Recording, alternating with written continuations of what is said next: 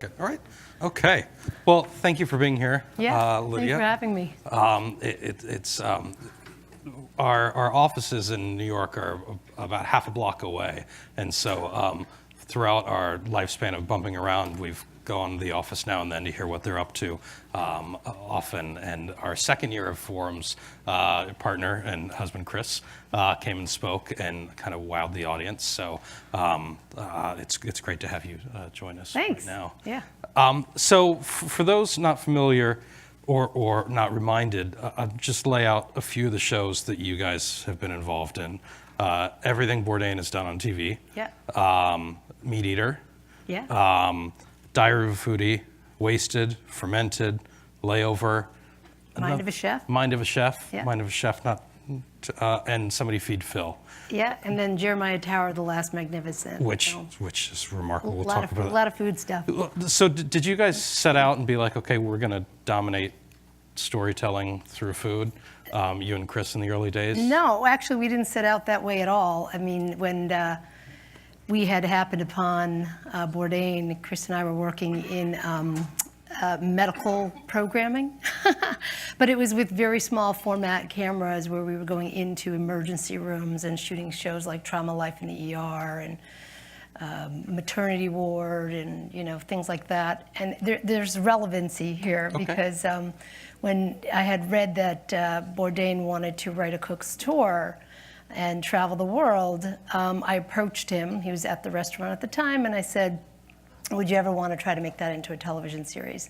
And at the time, having worked for 5 years on end, doing a lot of medical stuff and kind of blood and guts television, we were actively looking for a change. But the type of shooting and the way we were shooting it was something and a kind of paradigm that we ultimately ended up bringing to the shooting of all of those early shows of Bourdain, which is we had very small, format cameras, very intimate, and we had been used to, up until that point, being in very intimate locations, being very unobtrusive, sort of understanding how to produce, to insert yourself quietly at the right moment, and then, retract and observe. And that style of shooting became very, very important, I think, in the early days of what we created with Bourdain with the Cook's Tour, because we ended up quickly finding ourselves in the back of very small restaurant kitchens in, the midst of very remote locations in Asia and Thailand and Cambodia. We would go upstream in a canoe and suddenly be in a duck farmer's home. Mm-hmm. And so that ability to be able to, quietly observe and then kind of quietly insert and then quietly, retreat and just capture became, I think, the sort of fundamental building blocks to that style of travel food television. And at the time, I think people thought it was very kind of revolutionary, what Bourdain was doing. Yeah. It really did emanate out of that style of, small format, producer shooter construct. Right. And then you couple it with him and his sort of inimitable way of phrasing things, and I think we had a really interesting synergy going on. Yeah, the kind of his style of rawness with the more realistic, as opposed to like typical food television or travel television where it's like the fields of Tuscany and let's look at the risotto and stuff like that. Yeah, it was decidedly not that. Yeah. You said in an interview that the first episode you guys did was really, really awful. Yeah. Which was Japan. Yes. And what made it so awful? I think he just didn't understand. It was a new experience for him, and I think we probably were depending on him too much. Having read so much of what he had written, I thought, this guy's going to be a natural wordsmith. But you're basically, you're taking the platform of writing and then trying to make it something visual. And he had a stumbling point, in that very first episode where he didn't understand the translation of what he knew he could do so well on the page, and how to translate that into something visual. So it was really a function of Chris and I kind of guiding him, pushing him, prompting him. He just was sort of like a deer caught in headlights in the first episode. And, we were kind of like, holy crap, we're fucked. Like, this is not going to go well. This is really bad. But This then, definitely won't last 15 years. This is just couldn't be worse. He felt awkward and, but then it was a 5-country run, and the next episode we did was in Vietnam. We just went right on the heels. We flew from Japan to Vietnam. And the minute we got off the plane into that airport, which he had seen, he suddenly had at his fingertips like all of these cultural references, the context. He was a huge reader of Vietnam history, war, politics, and then going into that airport, which is the airport you see in all the photographs in the 1960s of body bags coming in. It suddenly something clicked that there's cameras here, and he suddenly began to understand like his relationship to the cameras and how the camera could really just become an extension for the way he saw it and thought about things. So it was like a clicking point. It was the second episode, and then things just pivoted. And then we were kind of off to the races. And, it was a 20-year project. I mean, between A Cook's Tour and then No Reservations for 8 years, and then, of course, Parts Unknown on CNN. It was a gigantic work in progress that evolved and got richer and deeper, with each location and each passing year, as he had all of those kind of frames of reference. So from the early days when it was kind of like you're seeing him discover things along the way to, especially in these later years where you're also seeing him watch other people discover thing kind of new through their eyes, whether it's, recurring character like Eric Repair, introducing him to hot peppers or Sichuan cuisine or President Obama or last night's episode with W. Kamau Bell.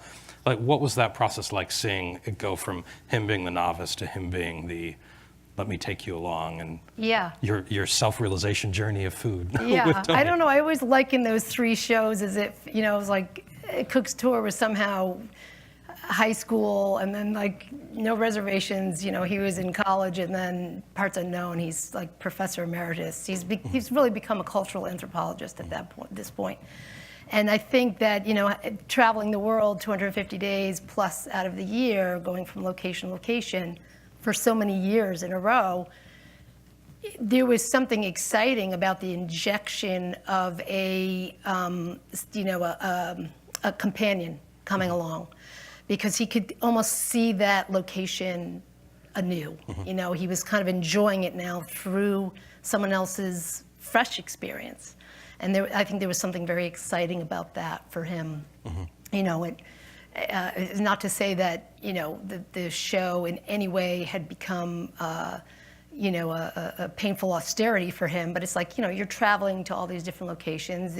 You go into a market in a particular country. It's an experience you probably have an analog to, 2 episodes back. But then when you see it through the eyes of, W. Kamau Bell, who had never been to Kenya and had sort of looking at everything, you could see, in that episode last night, Tony's excitement of kind of revisiting something from like a fresh perspective, and probably fucking with it a little bit, because he was like, okay, let me see how I can fuck with this guy now, because he's really a newbie. And so there was some, kind of electricity going on there too. Yeah, it's a really good episode. I think it's not to say it's the best in a long time, because that says that things weren't as good, but it just blows you out of the water. It's really good. So, you guys aren't just, telling stories with Tony. You've been telling stories different ways about the food we eat, whether it's about the Wasted series or Rotten. And so in a way, it's this farm to table in a different way. You're doing that. What do you think telling stories like in Rotten, like Cod is Dead or whatever, tell us about kind of the way we eat now, and kind of what responsibilities do we have, the people in the restaurant industry have, in not being wasted and rotten? Yeah, I don't know. That's a really great question. I think the mission statement of 0.0 is to create content to help connect humanity or impact humanity. I think we see, what we do and the ability to kind of reach a wide audience as a position of responsibility. So how do you tell stories, and how do you really kind of pitch material that actually has the ability to connect or impact or change or pivot, somebody's perspective. I think that's pretty pervasive in a lot of our work. And I would even argue a lot of our food travel television work as well. Wasted was a documentary film that emanated out of our understanding. We, Rockefeller Foundation had a really big mandate, imperative initiative to reduce food waste, by the year 2050, and to really work, deeply on that. So we pitched them the idea of doing a long-form doc because, people want to attach to characters, and who's on the cutting front edge of this? Well, in our experience, it's chefs. And so if you look at that film, the bulk of the characters we follow are chefs like, Massimo Bottura and Dan Barber, who are really actively, working on and trying to solve, just from their smaller perspective, but then kind of rippling out that issue of food waste. So we wanted it to be a very positive, hopeful story. It's a very dire issue, but nobody wants to watch, dire issue, earnest, dire issue driven things. So we really dug in and we found strong characters, and we told a really good story of how these people are, making change. I think similarly, Rotten and, those types of series too, which have a kind of, investigative journalistic quality to them. It's the idea of, how do we explore the idea of corporate responsibility, in an industry that really impacts all of us, because we all eat, we all consume, honey, cod, where's this stuff coming from? Who's on the supply chain? Where are things going awry? I think we want that level of transparency in every level of our life, and so that series explores it, from that perspective. Speaking of transparency, the documentary that you did about Jeremiah Tower, which was really you, right? You were the director, Yeah. and you kind of led the way, was just an amazing lesson in American restaurants that kind of came together unexpectedly at the end. And I don't know if you could talk a little bit about kind of the surprise of Tavern on the Green, Yeah. and how you thought you had your film done already. Yeah, he was, Jeremiah's he's a force of nature. It seems like you tamed him a bit. Like in the I film did. I saw It took afterwards. time. It took time. Yeah. It definitely, we went on a real roller coaster ride together. I think, when he first came into the office, he was, all kind of, ego. And he, he had a lot of ideas about the way the documentary should run. And we had a really frank talk with each other. And I said, listen, if it's going to be a documentary, you have got to relinquish whatever idea you have and, let me really direct it. And I said, I promise it'll be impactful, it'll be celebratory, it'll be critical, it'll be all the things a documentary really needs to be. And that, we had moments of real tension in our ride together, but we've become great friends. And the documentary really explores his impact on the food industry, the way a restaurant, the energy of a restaurant. He was a master of it, from, his childhood through Chez Panisse, through the Stars years. He was a master of that energy between front of the house, back of the house. He was probably really the first, many could argue, the first celebrity chef, because he was really kind of put forth as a persona that was important and inextricable to the restaurant experience. Yeah. But, the documentary was kind of broken down into 3 acts. It was early childhood, Chez Panisse, Stars, and that was the end of it. And then, of course, at the very end of our shooting, he takes the job at Tavern on the Green, and he comes out of the woodwork, I didn't even know that he had moved to New York, and we made the decision to follow it because I thought maybe there's some illustration or example here of him, at work as a 70-year-old, and it did not disappoint. You could really see everything about him that was great, and all of his tragic flaws that ultimately, caused his undoing every step of the way. Spoiler alert. But he's just an incredible force of nature, and it had an enormous impact on, our trajectory as a, culinary force in the United States. Were there things that, you would have kind of told him in advance about how restaurants have changed since Stars, before he came back to shape or before he came to Tavern on the Green? Yeah, what was interesting is we did a really healthy canvas of a lot of restaurateurs, a lot of chefs, certainly ones that had either worked with him at Stars or had experienced Stars. And they all unanimously said that the restaurant had such a dramatic impact on the way that they viewed a restaurant and experienced a restaurant.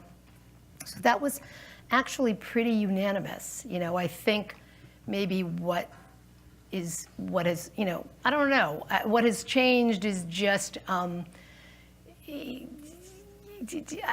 Jeremiah still has a very kind of beautifully, 1 foot, beautifully entrenched is the right word, in a very old school way of thinking, about the restaurant dynamic. I don't know, I don't want to go any further than that, but I think he's somebody who really straddled like old world and new world, and the parts that were old world sometimes I think, ultimately, kept him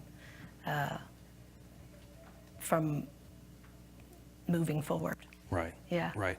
Is there anything that you, since you have inadvertently settled on, dominating food media storytelling, is there anything that works as well as food, telling stories? Like, why not architecture? Why not something else, music, Yeah.